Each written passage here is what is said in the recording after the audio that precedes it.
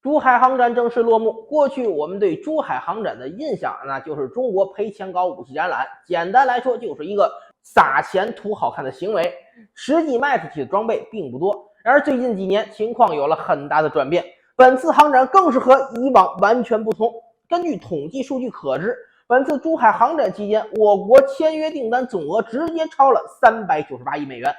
各位可能一下子想不出来398亿是个什么概念啊？这里本虎给大家简单解释一下，055大驱的价格是9.8亿美元，一艘福特航母呢是140亿美元。也就是说，此次航展中，我国签订的订单总额足够再下单40艘055大驱，或者至少3艘超级核动力航母。那接下来问题来了，到底是哪里来的大土豪从中国买了些什么装备呢？答案是来自中东的石油土豪，直接把珠海航展变成了珠海双11购物节。从主战坦克、各种直升机，再到飞机、导弹，甚至现代化战舰，中东土豪都买了一圈，仿佛要把自家装备都换成中国制造。也就中东土豪有这样的财力，毕竟装备采购和后勤保养体系都是需要巨大的人力物力投入的。一般国家最多也就买1-2款装备，改善一下自家作战体系的不足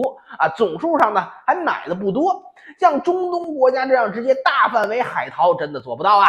之所以这次这些大土豪一反常态来中国大规模换装武器，主要原因有2个。首先，美国给中东施加的压力太大了。由于欧佩克国家推进石油减产，导致美国油价暴涨，经济下行越加严重。美国方面开始对中东国家施压。不巧的是，目前中东武器装备绝大多数购自美国。为了防止美国人彻底翻脸不认人，断了他们的中东装备出口，所以他们急需一个可以替代美国提供全类型多品类武器装备的国家最好还不要像美国那样出售武器的同时还带有大量的武器出口附加条件。这也就是第2个原因了。目前中国是全世界唯一一个可以满足中东石油土豪这些需求的国家了。本次我国出售的装备涉及数百种，单是陆军装备就包括了新出口的主战坦克、自行火炮、步战车、装甲车、无人机、火箭炮、防空导弹、后勤装备和单兵武器系统等。尤其是 VT4 主战坦克、VT5 油坦克、VN20 重型步兵战车这些高性能重型武器更是受到了欢迎。所以为了迎合这些土豪，让他们可以更好的采购自己所需要的装备，我国直接开启了全新的军火出售模式，合成旅装备大包出售。一般卖武器都是卖某一种，然后该武器卖多少，但是中国另辟蹊径，直接完整卖你一个旅，一站式购物，让你短时间内形成强大战力，直接淘汰掉部队里面其他国家的武器。这一次我国展出的合成旅有11种不同的模块，分别是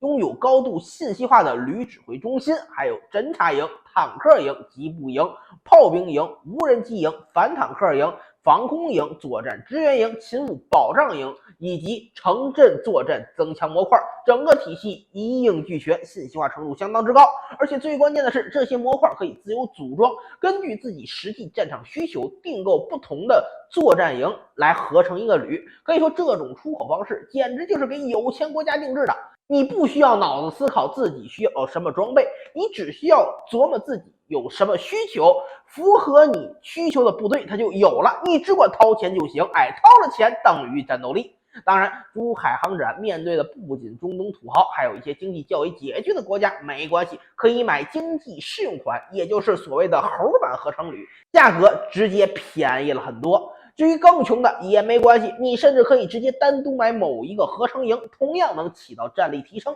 补强自家军队短板的效果。此外，这种购买方式还有一个好处，就是售后容易。中东国家军队那是标准的万国牌这个装备性能优秀，但是维护时需要找好几个国家，非常麻烦。但现在你一个旅全用中国装备，有问题找中国一个国家要售后就行。比过去找好几个国家维护方便了不是一星半点，而且通过打包出售的优势，中国这边还可以轻松把美国从中东军火市场中给踢出去。说完了陆军，咱们再说下海军方面。本次珠海航展上出现的外贸型零五二 DE 表明了我国最先进的驱逐舰之一零五二 D 已做好出口准备。这是一款性能和美国的阿里伯克级驱逐舰不相上下的超级驱逐舰，可以携带鹰击21E 高音速反舰弹道导弹，是近海作战时无懈可击的航母杀手，完全能针对敌方空母进行超视距远程反舰打击。如果日后中东国家真的需要面对战事，那么这样先进的武器是必不可少的。要知道，美国海军和美国盟友那可经常用大军舰耀武扬威，欺负弱小。此外，在常规动力潜艇和快艇方面，也是我国的优势项，有大战国家采购也算是没少挣